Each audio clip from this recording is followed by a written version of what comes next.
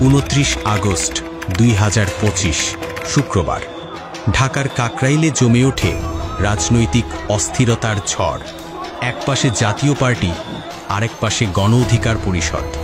মাত্র 500 থেকে 600 মিটারের দূরত্বে একটি স্ফুলিঙ্গই যেন দাও দাও করে জ্বালিয়ে দিতে পারে রক্তক্ষয়ী সংঘর্ষ।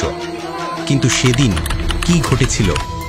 কিভাবে গুরুতর আহত হলেন ভিপি নূর? আসুন মিনিটে মিনিটে দেখি সেই সত্য। বিকাল 3:30 গণ অধিকার পরিষদের পূর্ব ঘোষিত কর্মসূচি। ভিপি নূর বক্তব্য রাখেন, ফ্যাসিবাদের দোসর বিরোধী স্লোগান ছড়ায় চারদিকে। নেতাকর্মীরা উত্তেজিত, তাদের হাতে লাঠি, ব্যাগ ভর্তি ইট পাটকেল আর মশালের প্রস্তুতি। বিকাল 4:30 জাতীয় পার্টি পুলিশের অনুরোধে অফিসে চলে গেলেও গণ অধিকার পরিষদের কর্মীরা থেকে যায় বাইরে। তাদের উদ্দেশ্য স্পষ্ট, সংঘর্ষ। বিকেল 5টা সম্ভাব্য সহিংসতার আশঙ্কায় সেনাবাহিনীর সহায়তা চায়।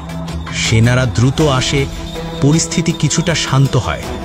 সন্ধ্যা 7টা সংবাদ সম্মেলন শেষে গণ অধিকার পরিষদের নেতারা উস্কানোমূলক বক্তব্য দেয়।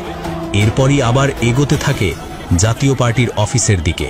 হাতে লাঠি, ব্যাগ ভর্তি ইট পাটকেল। পুলিশ থামাতে চাইলে উল্টো পুলিশের ওপরই ছোড়া হয় ইট পাটকেল।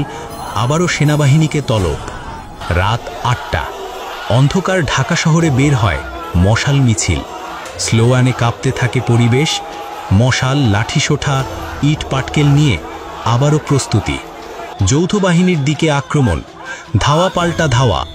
পরিস্থিতি হাতছাড়া হয়ে যায়, নিয়ন্ত্রণের বাইরে। রাত 8:05 ভিপি নূর মরিয়া চেষ্টা করেন কর্মীদের থামাতে, কিন্তু ব্যর্থ হন। নিজের মুখেই বলেন, ওরা কারা? আমাদের লোক হলে তো আমাদের এখানে থাকার কথা।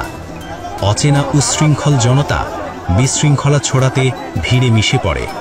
রাত 8:10 থেকে 8:30 রাস্তায় হাতাহাতি, অগ্নিসংযোগ, সড়ক অবরোধ। যৌথ বাহিনী মাইক হাতে সতর্ক করেন, রাস্তা ছেড়ে দিন, সংঘাতে জড়াবেন না, কিন্তু কেউ শোনে না। রাত 9:20 হঠাৎ আবারও ইট পাটকেলের বৃষ্টি। আহত হয় পুলিশ সদস্যরা, এমনকি সেনা অফিসার এবং সৈনিকরাও। ধাওয়া পাল্টা ধাওয়ায় কাকরাইল রণক্ষেত্রে পরিণত হয়। রাত 10:20 যৌথ বাহিনী বাধ্য হয় লাঠিচার্জ করতে। হট্টগোলের ভেতর ভিপি নূর পড়ে যান মাঝখানে। ধাক্কাধাক্কি আর সিঁড়ির আঘাতে ফেটে যায় তার নাক। রক্ত ঝরতে থাকে মাটিতে। প্রশ্ন রয়ে যায়, ভিপি নূরের আহত হওয়ার দায় কি শুধুই যৌথ বাহিনীর? হ্যাঁ, তিনি পুলিশের দ্বারা হট্টগোলের মাঝে আঘাতপ্রাপ্ত হন।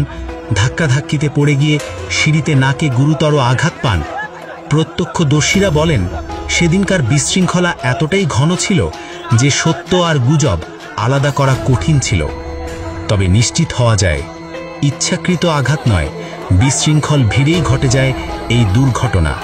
29 আগস্টের সেই রাত প্রমাণ করে, রাজনীতির উত্তাপে নেতারাও কখনো কখনো নিজেদের কর্মীদের নিয়ন্ত্রণ করতে পারেন না।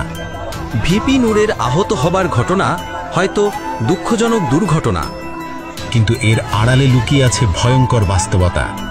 সেদিন যদি সেনা ও যৌথ বাহিনী নিয়ন্ত্রণে না আনত, তাহলে কাকরাইল হয়তো রূপ নিত এক ভয়াবহ রক্তক্ষয়ী সংঘর্ষ ক্ষেত্রে।